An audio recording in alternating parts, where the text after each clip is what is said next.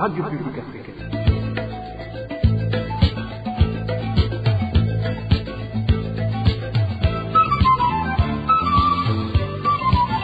Radio Publique Africaine.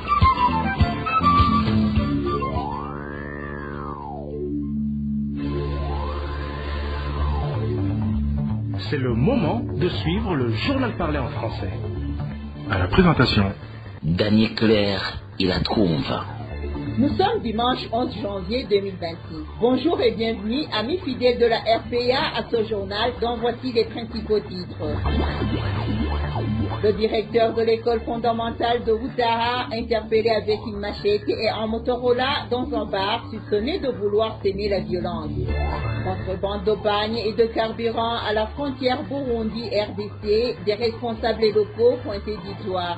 Et enfin, nous allons vous faire entendre comment, un jour seulement après la mise en garde du gouverneur de Cibitoke, selon laquelle tout Burundais tentant de traverser vers la République démocratique du Congo sera considéré comme un ennemi de la nation. Un homme a été abattu par des policiers chargés de la surveillance de la frontière, soupçonnés de vouloir rejoindre le Congo. Bien le bonsoir mesdames et messieurs, tout de suite et le développement de ces titres.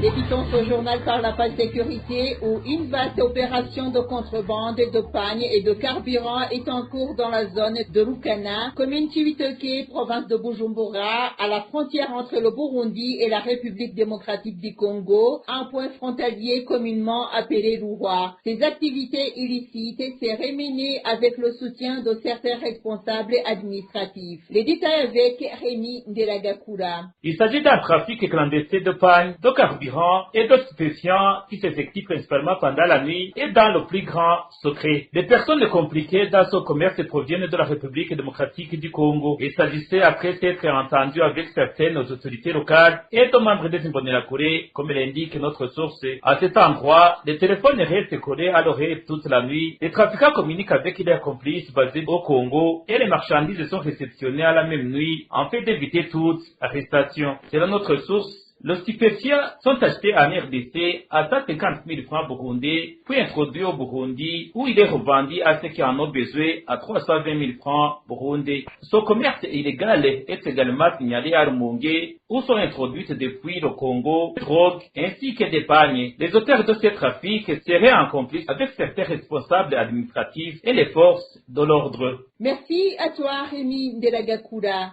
Selon le gouverneur de la province de Bujumbura, toute personne qui sera appréhendée en train de franchir la frontière burundo-congolaise sera fusillée sans aucune autre forme de procès. Déclaration du gouverneur de la province de Bujumbura ce vendredi dans une réunion tenue avec les administratives des communes Cibitoke et Bukinanyana. Le point avec Janvier Ninina Hadzwe. Le gouverneur de la province Bujumbura, général-major Aloïse Ndaïkengurukiye, alerte sur la perturbation de la sécurité en République démocratique du Congo, selon lui, il y a un mois. Une situation qui a fait que les communes de Cibitoke et Bukinanyana accueillent plusieurs réfugiés. Il demande à cet effet à la population d'œuvrer en commun accord avec l'administration et les corps de défense et de sécurité pour garantir la sécurité du pays. Le gouverneur a en même temps mis en garde aux trafiquants de la fraude qui collaboreraient avec l'ennemi de l'autre côté de la RDC, en l'occurrence le M23, qu'ils seront fusillés à moindre appréhension. Parmi les 11 communes qui forment la province de Bujumbura,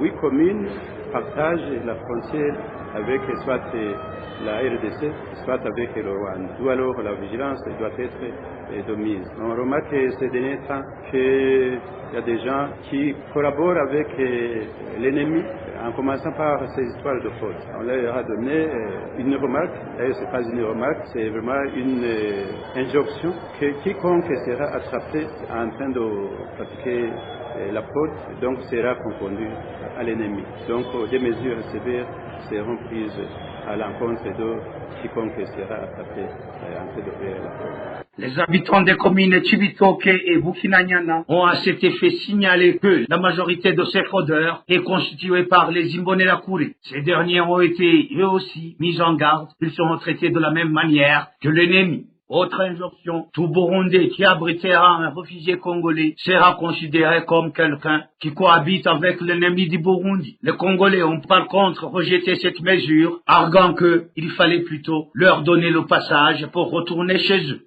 La réunion concernait les administratifs, les corps de défense et de sécurité, ainsi que les confessions religieuses. Merci à toi, Janvier Ninina Hadzwe. Toujours dans la rubrique sécurité, un homme a été tué ce samedi en commune Chibitoke par les militaires en patrouille.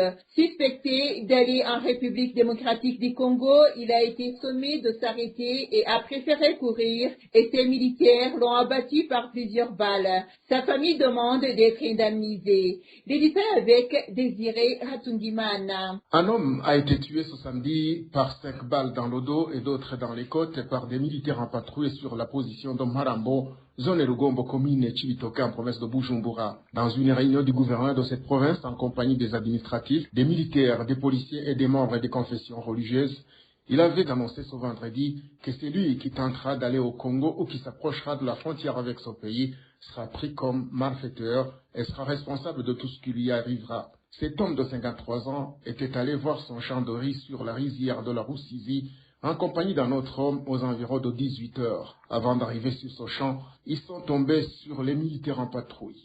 Ces militaires les ont arrêtés, mais le propriétaire de ce champ a préféré courir et ces militaires ont ouvert le feu et il est mort sur le champ. L'autre qui s'est arrêté a été conduit par les militaires pour aller montrer d'où il venait. Les voisins de la victime ont indiqué qu'elle allait montrer son champ à cet homme pour qu'il l'aide à le sarcler. Dans les enquêtes menées par la police et par les militaires, il a été conclu que ces hommes étaient des innocents. La famille de la victime demande d'être indemnisée. L'administrateur de la commune Chibitoke indique que la commune va tout faire pour que cet homme soit enterré dans la dignité. Concernant ces militaires qui ont assassiné cet homme, leur commandant indique qu'il s'agit d'un accident. Merci à toi, Désiré Hatungimana. Sécurité à présent.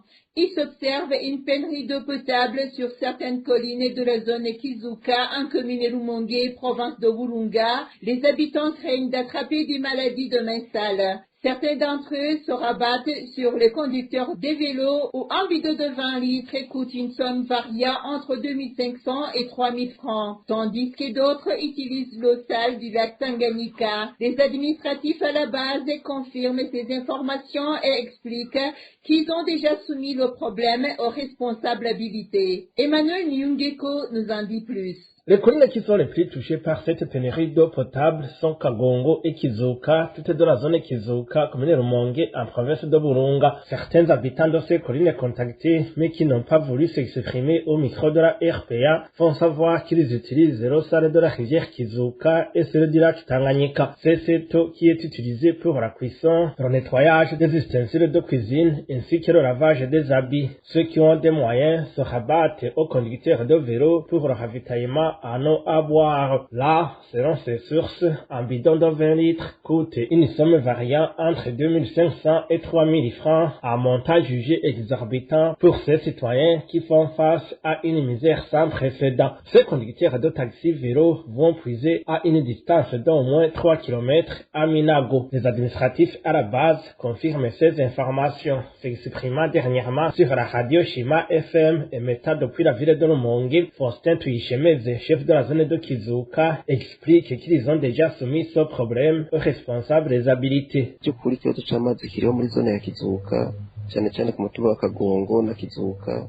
Franchement, le problème de carence d'eau existe ici à Rumonge, surtout sur les collines de Kagongo et Kizuka. Nous avons saisi notre parent, la commune de Rumonge. Les responsables nous ont promis que nous pourrons prochainement avoir de l'eau. Même le chargé du département eau nous a signifié que certains matériaux ont été déjà achetés. Que la population soit tranquille et que ait conscience à nos autorités communales qui indiquent que d'ici peu, nous allons être alimentés en eau.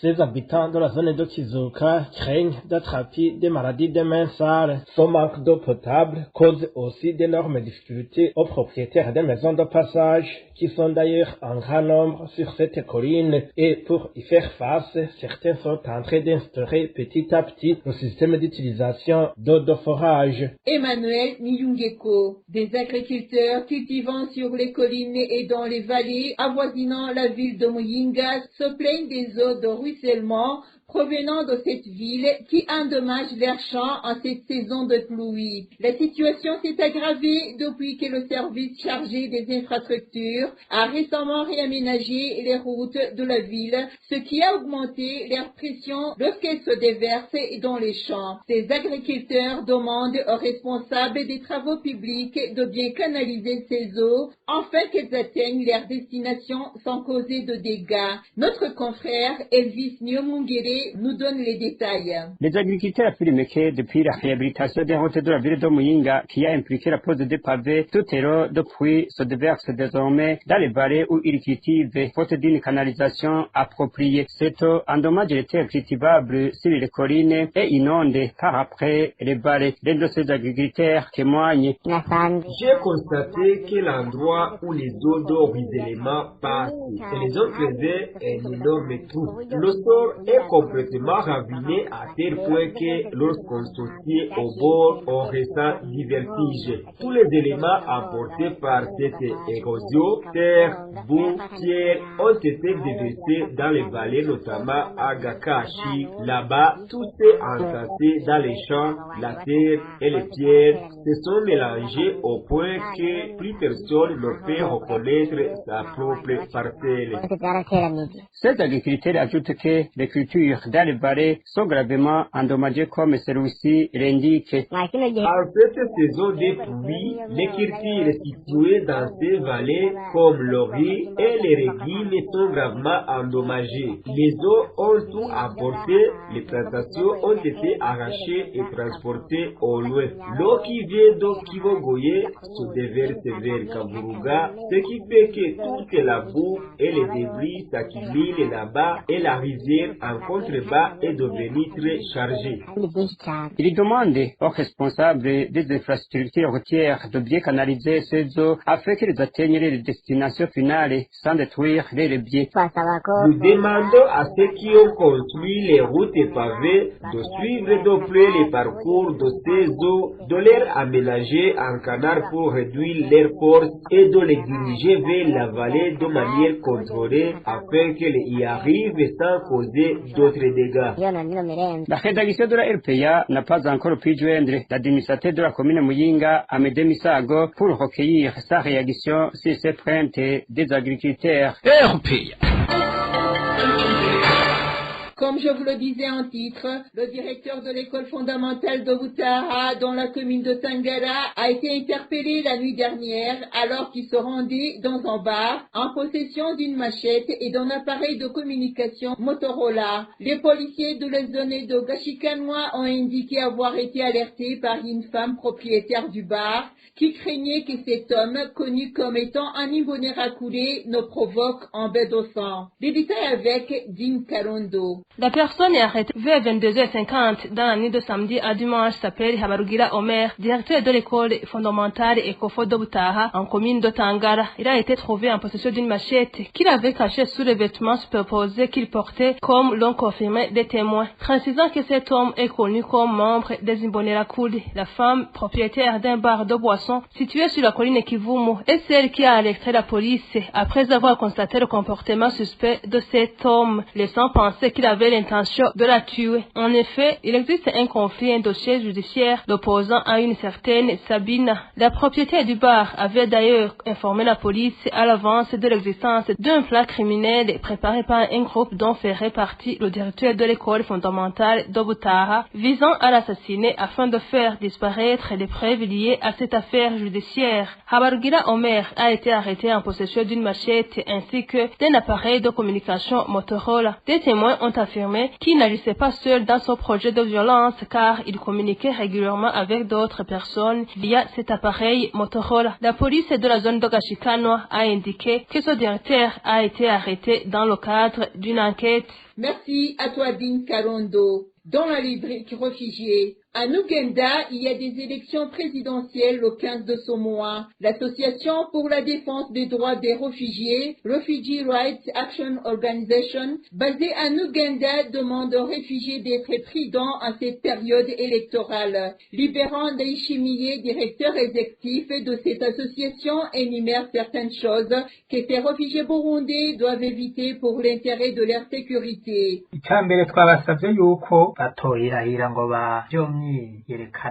Premièrement, nous leur avons demandé de ne pas oser participer dans les manifestations organisées par les partis politiques, ni dans les réunions de ces partis. Deuxièmement, nous leur avons demandé d'éviter d'échanger à travers les messages WhatsApp dans leur téléphone, surtout d'arrêter de s'envoyer les messages concernant les différents partis politiques, mais aussi de ne pas porter les habits qui ont les insignes des partis politiques en compétition pour ces élections présidentielles. Durant cette période électorale, la sécurité est renforcée, surtout dans les villes où se rencontrent beaucoup de gens. C'est pourquoi nous avons demandé aux réfugiés d'éviter les voyages non nécessaires. Nous avons demandé encore à tous les réfugiés burundais de suivre et de respecter toutes les instructions de la police et des autorités administratives pour le bien de leur sécurité dans leurs différents mouvements. Nous leur avons demandé en même temps de se munir de leur carte d'identité et de chaque document nécessaire partout où ils vont, que ce soit au marché, à la boutique et ailleurs. Même aux demandeurs d'asile, nous leur demandons de se munir de ces documents, car s'ils sont attrapés sans ces documents, ils peuvent être considérés comme des malfaiteurs. En plus de cela, nous avons demandé aux réfugiés partout où ils peuvent être, que ce soit dans les camps et partout dans le pays, que s'ils voient leur sécurité menacée, de signaler la police ou d'autres autorités le plus vite possible. Tout cela permettra de garantir la sécurité des réfugiés, que ce soit avant, pendant et après la période électorale. Bandanya wifashe neza imbere y'amatora, mu matora n'inyuma y'amatora. Les Burundais vivant dans les temps domaines sont inquiets pour leurs compatriotes et demandeurs d'asile qui sont arrêtés et emprisonnés par la police. Ils indiquent qu'ils peuvent être déportés puis malmenés en retournant dans un pays qu'ils ont fui à cause de leur sécurité, comme ce fut le cas pour Clément Nkurunziza, expulsé également des États-Unis d'Amérique. L'un des Burundais vivant en Maine nous indique ce qu'il faut pour venir en aide à ceux qui sont en difficulté et demande aux défenseurs des droits humains de plaider pour ces Burundais. Il y a des Burundais vivant aux États-Unis, dans l'état domaine, qui ont été arrêtés et emprisonnés par la police de Trump, la police de l'immigration, le ICE. Je dirais que dans des situations pareilles, les membres de la communauté burundaise se réunissent et fassent des contributions afin que les détenus puissent avoir des avocats pour les assister légalement. Ici, je peux confirmer qu'il y a certains qui ont été libérés sous caution. Ils ont payé une somme exigée par le juge afin de bénéficier de la liberté provisoire. Il y en a aussi ceux qui sont toujours dans les prisons.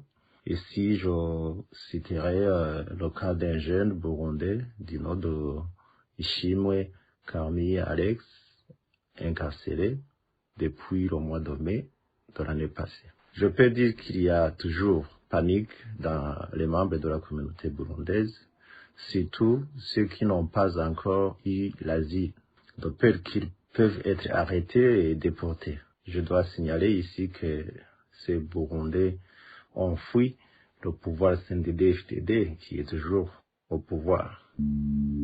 Et voilà, chers auditeurs, c'est par ici que nous clôturons le journal en français de ce dimanche 11 janvier 2026. Merci pour votre aimable écoute.